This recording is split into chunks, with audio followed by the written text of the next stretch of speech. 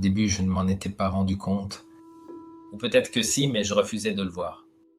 C'était un leader charismatique, débordant d'assurance, enveloppé d'une aura d'infaillibilité à la fois fascinante et intimidante. Sa voix était calme mais ferme, empreinte d'autorité. Et quand son regard perçant se posait sur moi, j'avais l'impression qu'il pouvait voir à travers moi, qu'il connaissait déjà mes pensées, mes désirs, mes peurs les plus profondes et inavouées. J'avais rejoint l'entreprise avec enthousiasme, déterminé à prouver ma valeur. Il m'avait accueilli chaleureusement, me faisant sentir spécial. « Tu es différent des autres », m'avait-il dit dès le premier mois, un léger sourire flottant sur ses lèvres. « Tu es intelligent, tu as du potentiel, je veux t'aider à évoluer. » Ces mots avaient allumé quelque chose en moi. J'ai travaillé sans relâche, cherchant son approbation comme un homme perdu dans le désert cherche de l'eau. Et quand je l'obtenais, je me sentais invincible. Mais il suffisait d'un simple éclat de désapprobation dans son regard, d'une pause trop longue dans une conversation, d'une réunion où, soudain, il m'ignorait pour que ma confiance s'effondre. Puis les changements ont commencé. Un jour, il me demandait de faire une chose. Le lendemain, il exigeait exactement l'inverse. Il me réprimandait pour avoir suivi ses propres instructions, comme s'il ne les avait jamais prononcées. « Qui t'a dit de faire ça, comme ça ?» lançait-il d'un ton sec, et je restais là, silencieux, la gorge nouée. Et lorsque j'osais lui rappeler qu'il m'avait donné ses consignes lui-même, il secouait la tête, agacé, avec ce sourire tranchant de celui qui sait déjà qu'il gagnera. J'ai commencé à douter de moi. Si je n'arrivais plus à comprendre ce qu'il attendait de moi, n'était-ce pas ma faute? Si je continuais à faire des erreurs, peut-être que je n'étais pas aussi compétent que je l'avais cru. Chaque reproche, chaque changement de cap imprévisible érodait un peu plus ma confiance. Plus rien ne semblait certain. Ce qui me paraissait juste hier était faux aujourd'hui. Ce qui avait été une réussite un instant devenait un échec le suivant. Et peu à peu, le vide s'est installé autour de moi. Je m'appelle Stefano Pratt, j'écris des livres et je crée des contenus pour t'aider à reconnaître et à briser les chaînes invisibles de la manipulation.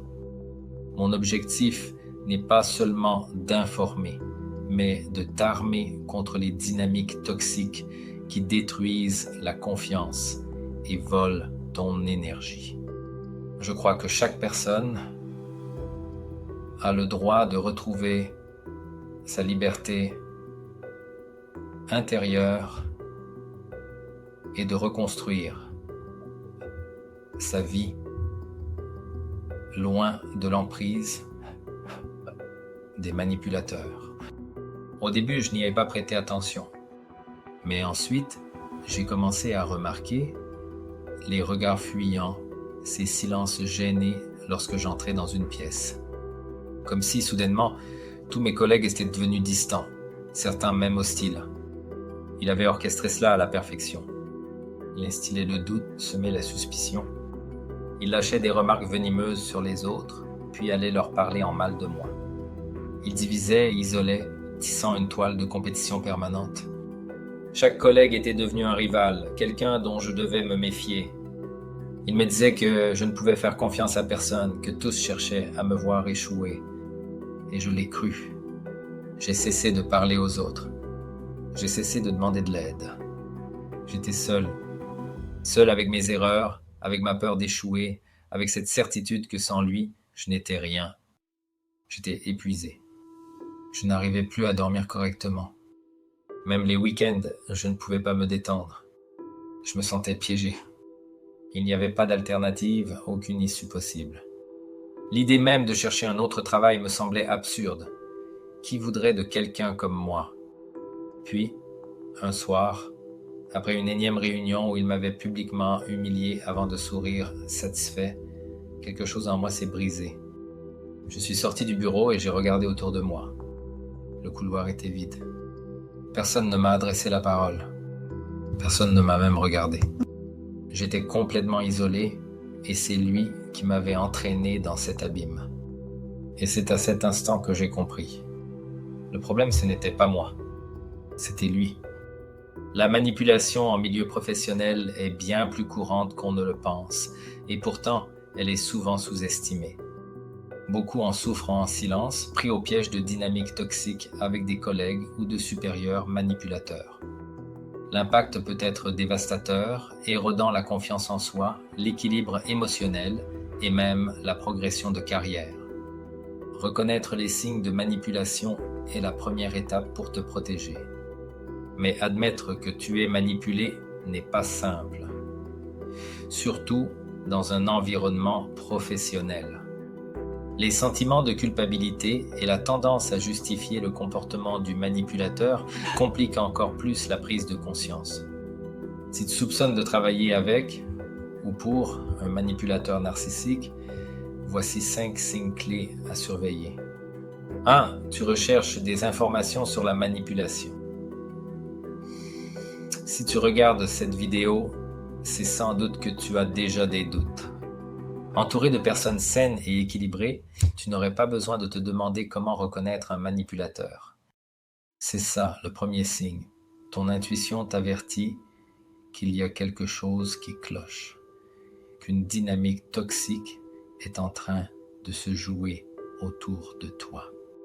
2. Isolement. Progressif. Un manipulateur cherchera à t'isoler de tes collègues.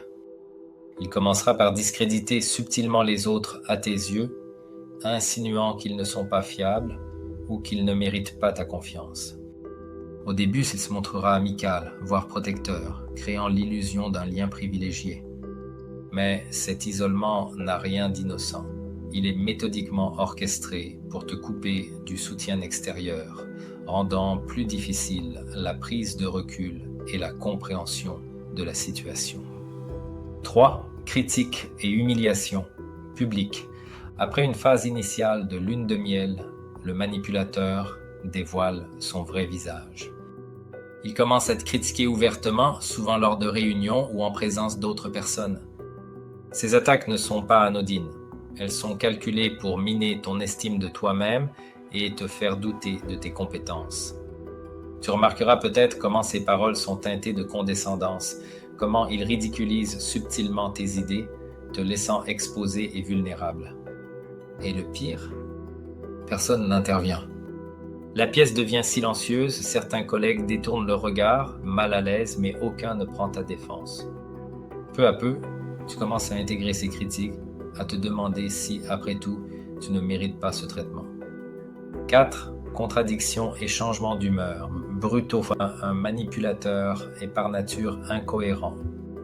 Un instant, il félicite ton travail, te faisant sentir valorisé. Quelques minutes plus tard, il revient sur ses propos et affirme que ce que tu as fait est totalement inacceptable.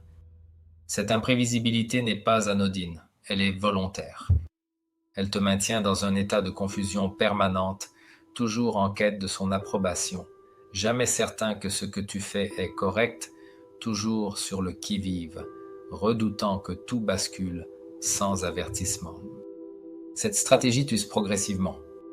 Tu commences à douter de ton propre jugement, à te demander si tu as mal compris, si tu exagères. Et plus ta confiance en toi s'effrite, plus il devient facile pour le manipulateur de resserrer son emprise sur toi. Reconnaître ces signaux est déjà une avancée majeure. La manipulation est une forme d'abus psychologique et tu ne dois jamais sous-estimer son impact sur ta santé mentale et ton bien-être. Si tu te trouves dans cette situation, parlant à une personne de confiance, un collègue, un ami, un mentor qui pourra t'aider à prendre du recul. Documente tout, conserve les emails, prends des notes sur les conversations et les comportements incohérents. Cherche du soutien auprès des RH, si c'est possible. Certaines entreprises ont des protocoles pour gérer les environnements toxiques.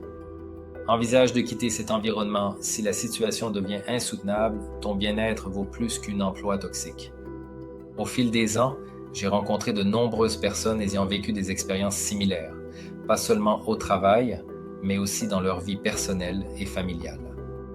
Le véritable problème des victimes de manipulation, c'est qu'elles ne réalisent pas qu'elles sont piégées avant que le mal ne soit déjà profondément enraciné. Elles se sentent inadéquates, impuissantes, sans échappatoire. Mais une porte de sortie existe. Ton travail devrait être un lieu d'épanouissement et de progression, pas une source de souffrance. Si tu te reconnais dans cette description, souviens-toi que tu n'es pas seul et qu'il existe des moyens de reprendre le contrôle de ta vie. J'ai créé un espace où tu peux partager ton expérience, échanger avec d'autres personnes et trouver des ressources utiles. Rejoins la discussion sur stephanoprade.fr et partage ton expérience. As-tu déjà vécu une situation similaire? Exprime-toi dans les commentaires. Parfois, parler est le premier pas pour se libérer de l'emprise d'un manipulateur. Souviens-toi, ceux qui t'abaissent ne t'aident pas à grandir. Ta voix compte, ton histoire compte, et tu as le pouvoir de reprendre ta vie en main.